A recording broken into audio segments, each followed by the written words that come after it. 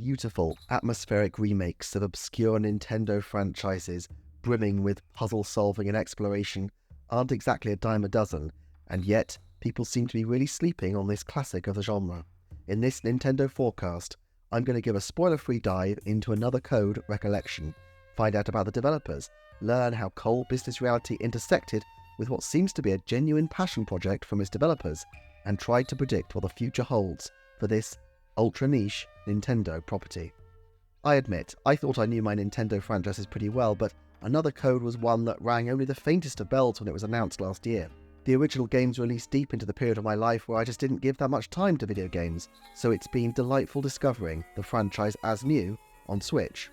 The original two games, Another Code 2 Memories for Nintendo DS in 2005 and Another Code R Journey into Lost Memories for the Wii in 2009, were developed by Cing, a company responsible for 8 titles on the Wii, DS and PlayStation 2 in the noughties before going bankrupt in 2010 with nearly $3 million of liabilities.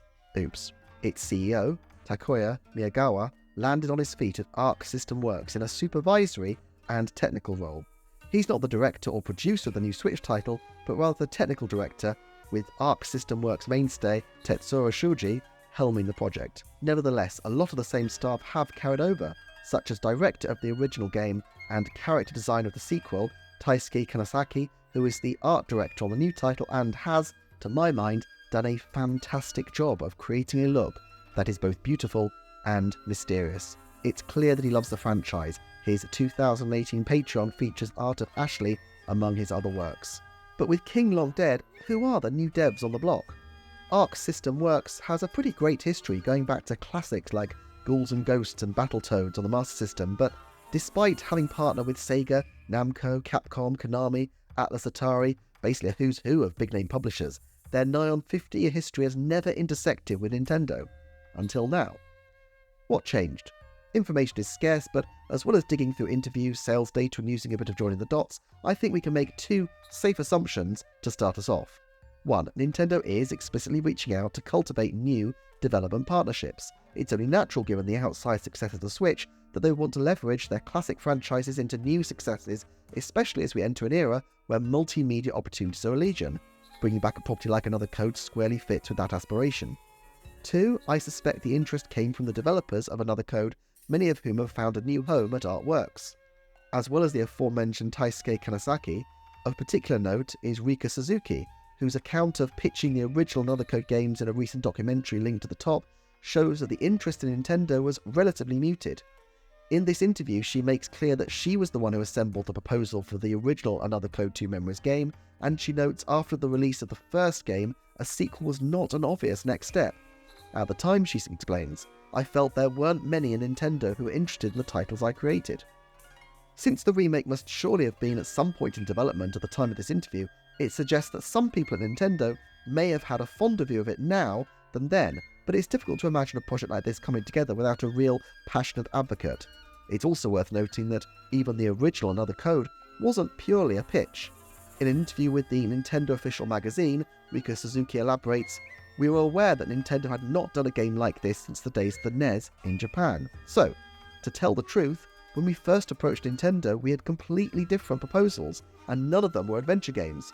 I believe there were about 3 different proposals that we made, but knowing that Cing is a company that's very strong in the adventure game field, Nintendo made a counter-proposal that we should come up with an adventure game.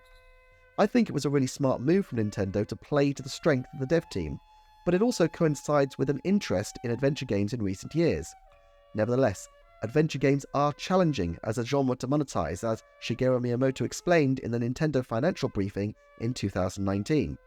As for adventure games, he said, I've made a lot of them, starting with Famicom Mukushibenashi, Shin Onigashima, Famicom Tales New Demon Island, direct translation of the Japanese title.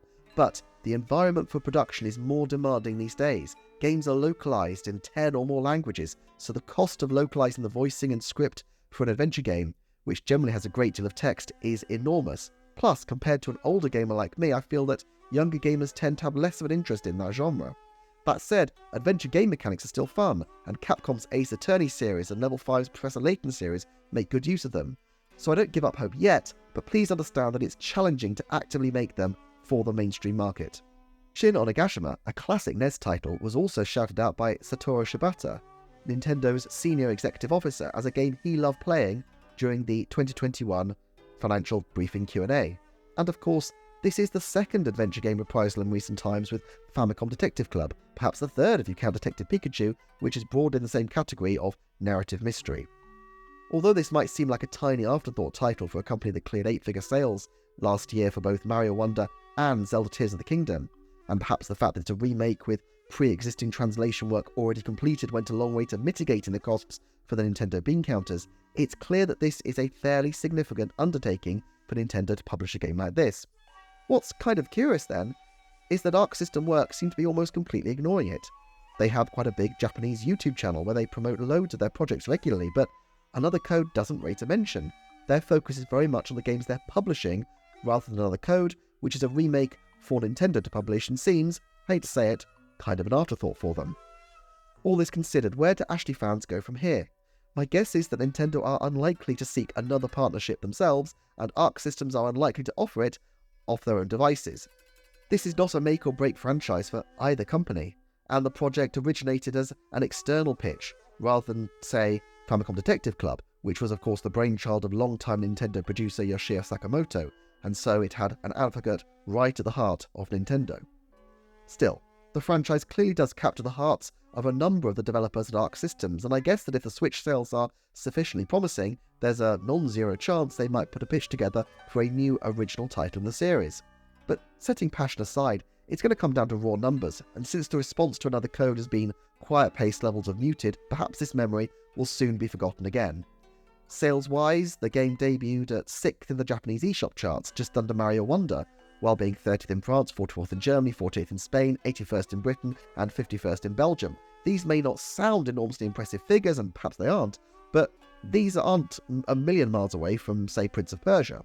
It's unlikely that it will scrape the 1 million required to be a talking point at Nintendo's investors meeting, especially since in the USA it didn't even chart, but one silver lining, it debuted at 6th in Japan. As much as it's an international corporate giant, Nintendo still keeps a close eye on its backyard, and perhaps the franchise is a little more visible in Kyoto than elsewhere. There's one other chance Another Code has. The original titles utilise the original features of the DS heavily, debuting in the February after the launch the previous November. If a new game could utilise features of the next console in creative ways, it might go some way to catching Nintendo's attention. Only problem is, these features will be old news by the time a new iteration was finalised. A game showcasing the potential of your new system is a much more compelling proposition in month 3 of a system's life than year 3. All things considered, and with a heavy heart, I have to say that I rate the chance of a new Another Code title in the immediate future, defined as until the end of 2027, which allows for a standard 3-year development cycle, as very low, around 10%. I say this with deep regret, as I've really enjoyed my time with the game so far, and while I wouldn't say it's an all-time favourite experience, I think there's great potential for this series. I'm also a big advocate for smaller series, the Advance Wars and Golden Sons of the world.